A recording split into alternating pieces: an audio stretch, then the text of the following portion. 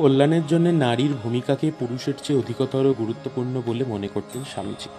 তিনি মনে করতেন নারী শক্তির সার্থক উদ্বোধনের উপরই সমাজ, দেশ এবং জাতির সমৃদ্ধি নির্ভরশীল। শতাব্দীর পর শতাব্দী ধরে ভারতবর্ষে নারী শক্তি অবহেলিত এবং উপেক্ষিত হয়ে এসেছে। ভারতের দুরবস্থার সেটি অন্যতম প্রধান কারণ। স্বামীজি বলেছেন, আমাদের দেশ সকলের অধম কেন জানো? শক্তিহীন কেন জানো? শক্তির অবমাননা সেখানে হয় বলে।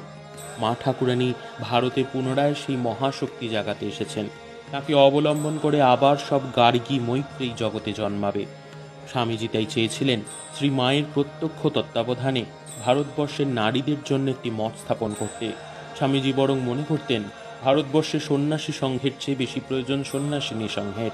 তিনি স্বামী শিবানন্দকে 1894 খ্রিস্টাব্দে আমেরিকা থেকে লিখেছিলেন, শ্রী শ্রী মায়ের মঠ প্রথমে চাই।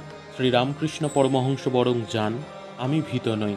মা ঠাকুরানী গেলে সর্বনাশ। শক্তির কৃপা না হলে ঘোড়ার ডিম হবে। আমার চোখ খুলে যাচ্ছে, দিন দিন সব বুঝতে পারছি। সেই জন্য আগে মায়ের জন্য মঠ করতে হবে। আগে মায়ের মেয়েরা, তারপর বাবার বাপের ছেলেরা। এই কথা বুঝতে পারো কি? ভারতে ফিরে এসেও এই চিন্তা স্বামীজিকে আচ্ছন্ন করে রেখেছিল।